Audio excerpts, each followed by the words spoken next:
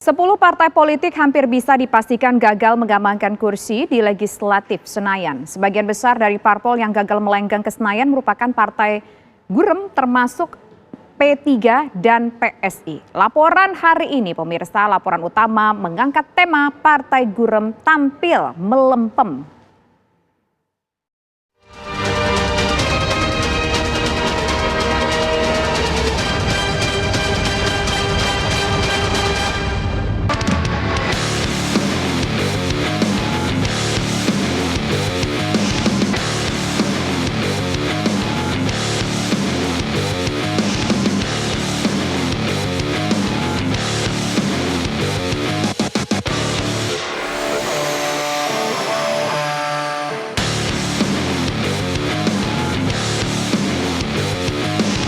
Sejumlah partai Gurem gagal memenuhi ambisinya untuk lolos ke Senayan.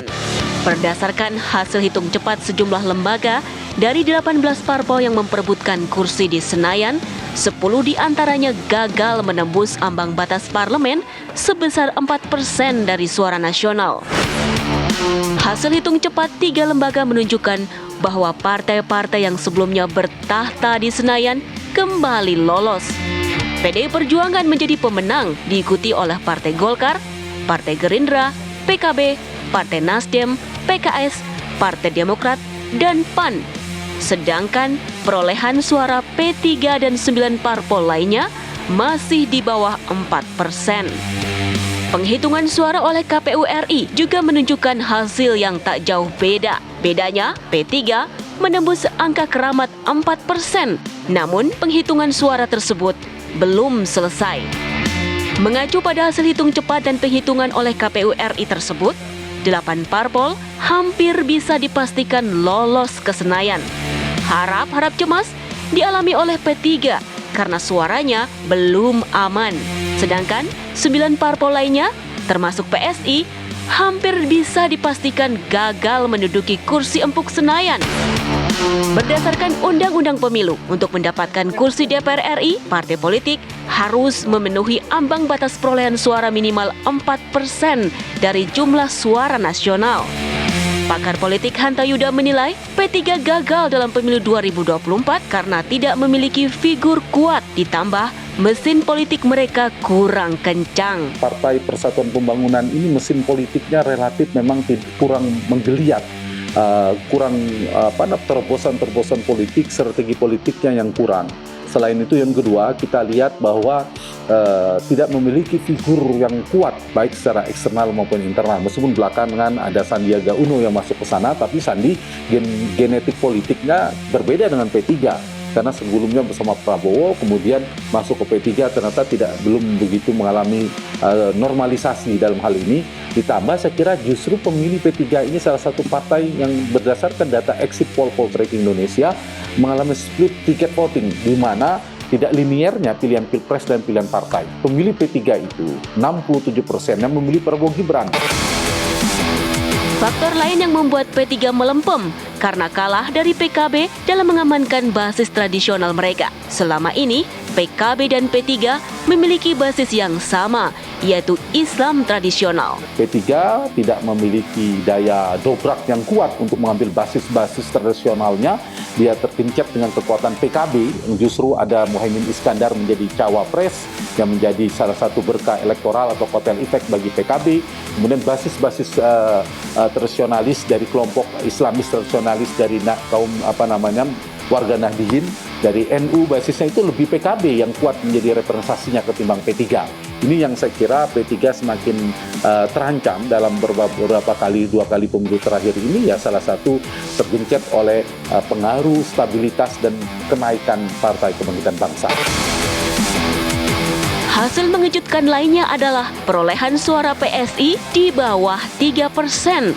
Dengan hasil tersebut, Partai Mawar Merah hampir bisa dipastikan tak bisa melenggang ke Senayan. Meski mendapuk Kaisang Pangarep sebagai ketua umum, mereka gagal mendapatkan tuah Jokowi. Bisa jadi memang PSI bertepuk sebelah tangan. Satu sisi PSI mengklaim bahwa bagian dari partainya Jokowi dan seterusnya. Tapi dan persepsi publik, Jokowi belum tentu PSI realitasnya. Masih dianggap cukup dekat dengan PD Perjuangan dan tidak ada meskipun mendukung Prabowo Gibran. Tapi pada akhirnya per hari ini Jokowi tidak pernah mendeklarasikan bahwa dia keluar dari PD Perjuangan. Tidak lolosnya P3 dan partai gurem lainnya akibat mengekor pada parpol yang sudah mapan. Cara itu dinilai sebagai kesalahan besar. Ketika mereka tidak memunculkan terobosan-terobosan baru, pemilih cenderung memilih partai yang sudah berpengalaman. Nah, yang paling penting untuk bangkitnya sebuah partai, dia memiliki proyeksi yang baik, potensial yang baik, maka dia harus memiliki kekuatan institutional branding. Nah, partai-partai kita yang baru ini belum memiliki melekat dalam benak publik terlalu kuat sebagai partai apa, masih kalah dengan partai lama. Nah, itu yang harusnya mereka punya terobosan itu. Ditambah programnya relatif tidak ada diferensiasi. Harusnya partai baru, ketika dia baru muncul, dia harus memiliki terobosan yang berbeda jauh dengan partai-partai lama. Namun, sejumlah partai kecil yang mengusung Prabowo Gibran berpeluang tumbuh menjadi besar. Saham mereka dalam mengusung Prabowo Gibran kemungkinan besar akan diganjar dengan posisi strategis dalam pemerintahan.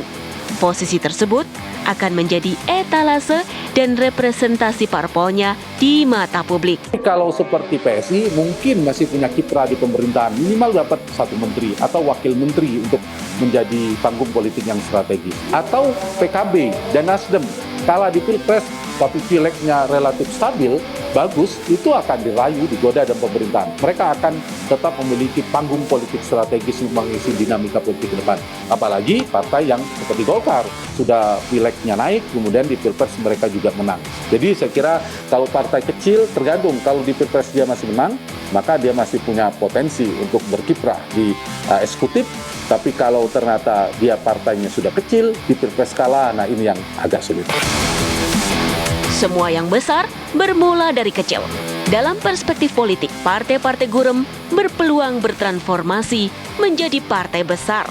Jika rakyat jatuh hati pada program partai yang menempatkan rakyat sebagai pemilik tahta suara, niscaya mereka akan menuainya dalam bentuk dukungan suara yang besar.